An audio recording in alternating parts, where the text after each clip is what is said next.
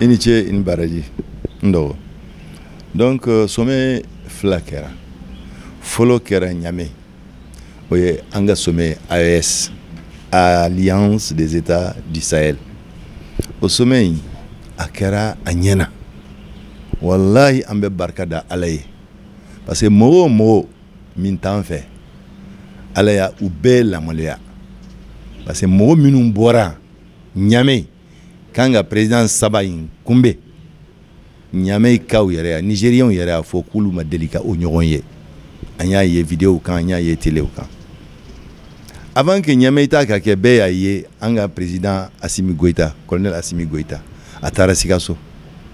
min kɛra yen bɛɛ y'a ye a delila ka taa Kayi min kɛra yen bɛɛ y'a ye Ibrahim Traoré n'a bɔra Burkina min bɛ kɛ bɛɛ y'a ye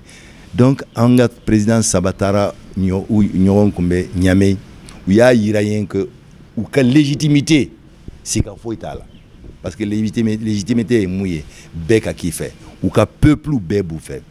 u taara an ka sommet fɔlɔ-fɔlɔ AES sommet fɔlɔ-fɔlɔ donc an bɛ barika da Ala ye an ka président de kɛra AES président fɔlɔ ye min ye colonel Assimi Goïta Ala k'a dɛmɛ Ala k'a dɛmɛ Ala k'a dɛmɛ wa ni b'a fɔ Ala k'a dɛmɛ Ala k'a dɛmɛ an fana kan k'an wuli o sira kelen na k'a dɛmɛ an kan ka wuli k'a dɛmɛ an Maliens an Burkinabéw an Nigériens an bɛɛ kan ka wuli k'a dɛmɛ mɔgɔw bɛ k'a critiquer ko mɔgɔw bɛ k'an kɔrɔfɔ n bɛ an ka kuma dɔ f'i ye ko a delila ka fɔ Ala ka an ka juguw caya wa a kana fanga d'u ma voilà parce que ni juguw ma ca o kɔrɔ ye tɛ foyi ye ni y'a ye juguw cayara o kɔrɔ ye e ye fɛn de ye e kɛra fɛn de ye i bɛ ka baara min kɛ o ye baara ɲuman ye mais Ala ka na barika don u la an b'o de ɲini Ala fɛ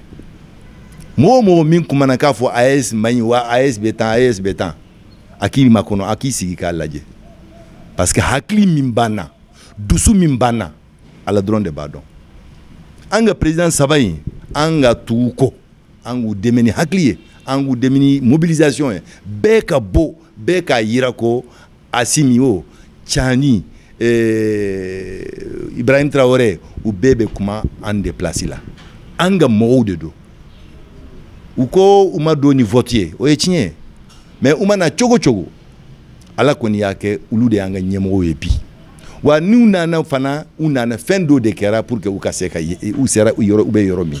donc vraiment an kan k'u dɛmɛ bon caman bɛ k'a fɔ nin tile filɛ in na ko pour que ka mɔgɔw décourager aw bɛna n'aw bɛna taa sommet CEDEAO min kɛra k'aw n'aw bɛna taa CEDEAO duguw la jamanaw kɔnɔ fo aw ka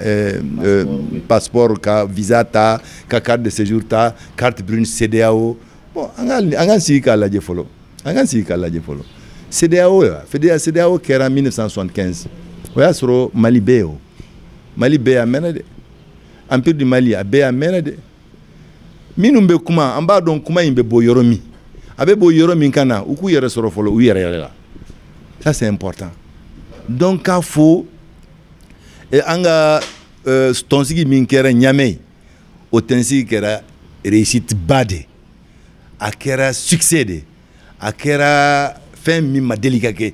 donc bɛɛ siranna u ma sira fɔlɔ parce que u bɛna min ye nin kɔ o de bɛna u lasiran alhamdulilayi rabbil alamina ne b'a dɔn an tɛ na dumuni ko o problème t'an na sécurité ko inshallah a bɛ ɲɛnabɔ baara ko a bɛ ɲɛnabɔ fɛn o fɛn min kan ka an ka jamanaw yiriwa an ka jamanaw lakana a bɛɛ bɛ sira kan mais fɛn tɛ sɔrɔ n'a ma ɲɔgɔn minɛ foyi tɛ sɔrɔ n'a ma ɲɔgɔn minɛ n'i y'a ye mɔgɔw siranna parce que u y'a ye ko hali bi an ye ɲɔgɔn minɛ an b'an ka ɲɛmɔgɔw kɔ bon an yɛrɛ na anw ni ɲɔgɔn cɛ mɔgɔ caman bɛ yen nin ko in man d'u ye dɛ parce que i ko i jugu a bɛ se ka bɔ hali i balimaw la mais ni jugu y'a ye baara ɲɛ na choix t'a bolo a laban ye mun ye a bɛ tila ka na i ko hali n'a ma na dusukasi b'a faga o y'a ka problème ye an kɔni an ye sira min minɛ an t'o sira bila an bɛ taama an bɛ taa tout droit vers le développement tout droit vers l'épanouissement de nos populations. Donc vraiment min kɛra Niamey a kɛra koba ye. Diɲɛ bɛ y'a ye. Diɲɛ bɛ y'a ye. Diɲɛ bɛ y'a faamuya ko AES ko in